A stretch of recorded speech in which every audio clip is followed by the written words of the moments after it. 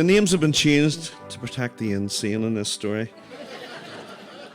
And despite what you hear over the next 10 minutes, the band's actually pretty good. "How bad can it be?" said my brother as we loaded the gear into the van. One of the first times I encountered that phrase was in the late 80s. The Duchess and I had decided that our relationship was now at the stage where we could go into the town for the night and then stay in a hotel like grown-ups. I'd never stayed in a hotel. All I had for comparison were big Hollywood movies, swish receptions, a concierge in a top hat and tails taking your bags, and maybe singing and dancing with the rest of the staff. How bad could the real thing be? This pre-ceasefire university area budget hotel had obviously missed all those screenings at the Curzon. This establishment hoped that one day it could climb the ladder all the way up to Sleazy. In the meantime, though, the Duchess and I found ourselves in the pokey hallway of a place that my dad would have called a doss house. The creepy concierge/pervert wasn't wearing a top hat. Even if he owned one, it probably wouldn't have matched his dirty cardigan with the fag burns in it. He didn't sing or dance. He was humming, though.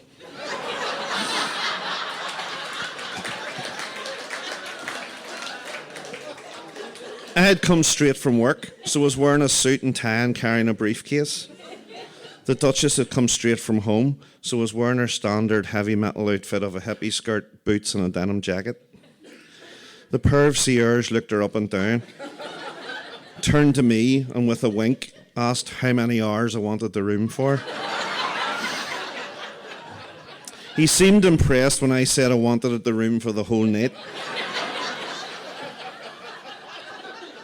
Blissfully unaware of his insinuation, I was informed exactly what he meant by my fuming other half when we went upstairs to our room, and what a room it was. A shared toilet on the landing, a damaged and buzzing neon sign that blinked vacancies right outside the window, two mismatched types of carpet on the floor held together with brown packing tape.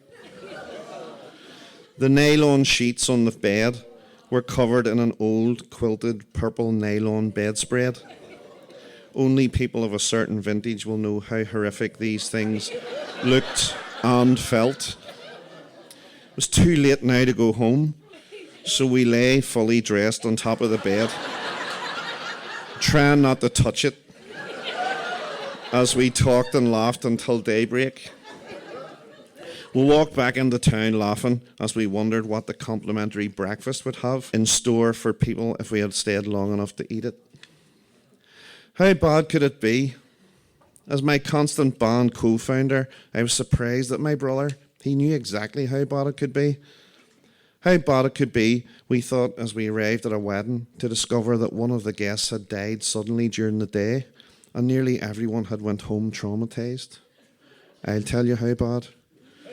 We offered the bride and groom a full refund and the opportunity to call it a day before we began setting up. The bride looked me straight in the face.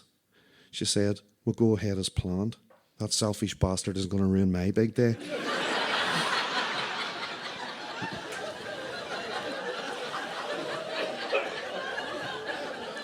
We played for 3 straight hours to a mindlessly drunk bridal party of 12.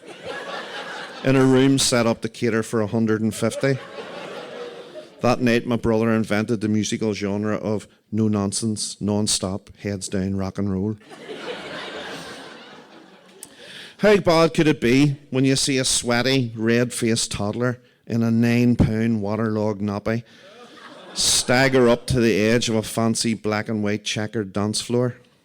I'll tell you how bad. We watched as he unleashed an 8-pint torrent of Boke, which seemed to consist mostly of Coca-Cola and Haribos. The crowd scattered as if there was gunfire. In slow motion, I can still see the red soles of a woman's Louis Vuittons as she slipped and flew through the air, surrounded by little jelly rings, hearts, fried eggs, and tiny gummy bears.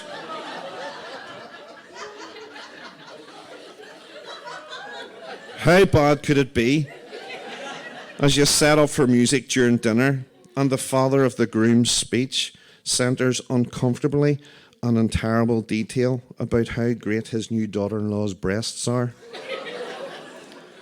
I'll tell you how bad. His son applauds. The signs for this latest place were bad already. They had booked the band blind and hadn't asked for references. It was in the absolute middle of nowhere. They didn't haggle or flinch when the fee was inflated to cover the distance travelled. The owner had phoned 3 times that day to make sure we were definitely coming. The 3rd time he made me promise. As we reached the door, a guy was standing and grinning from ear to ear. "You must be Paul and Mick from Three's a Crowd." "That's us," I said, and shook his outstretched hand. "I'm Dave, the owner," he continued. "You probably don't recognise me without my hair." "We probably don't recognise you because we've never met you before," said my brother in his deadpan way. There was a heartbeat of silence, and then Dave started to laugh loudly. "Right enough," he says. He unlocked the door at the end of a short corridor and swung it open. He gestured like a model on a game show showing highlighting a speedboat. "Welcome to the big room," he says, and then he just walked away. We carried the gear in onto the stage, which was a raised piece of flooring barely 3 inches above the rest of the room. What's the actual point of this, I thought. Time would actually tell. Suddenly there was a loud bang, like somebody was hitting a poker machine with their fist, and a male voice with a lisp shouted, "Bastard!" I looked at the corner of the room, and right enough, there was a man there, swearing at a poker machine and punching it. "Was this room not locked when we got here?" Mick says to me.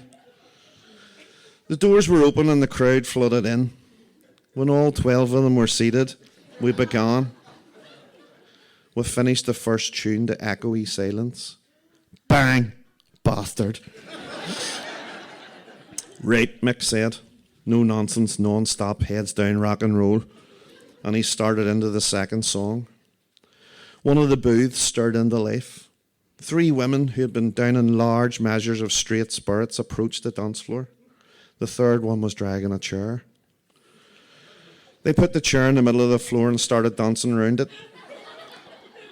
Mick gave me the side eye. We kept playing. They kept dancing. At one point, the girl with the chair put her hands in her back pockets and then continued dancing like that. Then she started to slow down. Then she began to pass out. The other 2 linked her through her handle-like arm setup and eased her onto the chair, where she had some kind of seizure for the next minute or so. Once the shaking had stopped, she slowly came back round, and before the end of the song, she had staggered back to her feet and started dancing again. When the song ended, they dragged their chair back to the booth again and started slamming back glasses of spirits again. Bang! Bastard! This pattern continued for the next hour. We took a short break. Dave was waiting at the bar. "She's a busy one tonight, boys, isn't she? And that's before the late crowd gets here." Bang! Bastard! "Keep her down, John, will you, for Jesus' sake?" Dave yelled. "Sorry, Dave," John said. The second half continued much in the same vein. Drink, dance, seizure, dance, bang, bastard. The late crowd arrived. All 6 of them got a booth together. It was now after midnight and the end was in sight. The unmistakable stench of human waste began to fill the air. I looked to the left, the stage towards the toilets. A stream of effluent was flowing under the door and out into the room. It hit the edge of the raised stage and followed it round before running down the middle of the room. That explained the 3-inch stage. Chair girl was shaking in her chair. The other two danced around her. A couple of the late crowd had joined them. The stream snaked closer. "Watch yourself on that floor, love," I said over the mic. She gave me the thumbs up and kept dancing. Soon they were all dancing in a murky puddle. Nobody seemed to notice or care. I could see Mick gagging and trying not to look up or breathe in. "Sure, how bad could it be?" I mimicked sarcastically. "Well, that's our last song of the night, folks," I said with my eyes watering. "We've been three's a crowd. Safe home and good night." There was a small ripple of applause and some slight splashing as 5 people on a chair left the floor. Bang, bastard.